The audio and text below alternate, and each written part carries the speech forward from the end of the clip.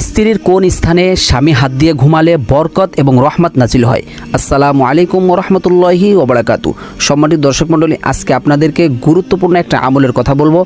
আমাদের সকলের এই আমলটা জানা দরকার। আমলটি হচ্ছে, আল্লাহ রসুল সাল্লাল্লাহু আলাইহি সাল্লাম বলেছেন, যখন কোনো স্বামী স্ত্রীর ভিতরে ভালো সম্পর্ক থাকে আর যদি স্ত্রীর পা থেকে মাথা পর্যন্ত এমন একটা স্থান আছে, ওই স্থানে যদি স্বামী হাত দিয়ে ঘুমিয়ে পড়ে, তাহলে আল্লাহ পাক রব্বুল আলামিন স্বামী এবং স্ত্রীর উপর রহমত নাজিল করে এবং তাদের রিজিকের ভিতরে বরকত দান করেন।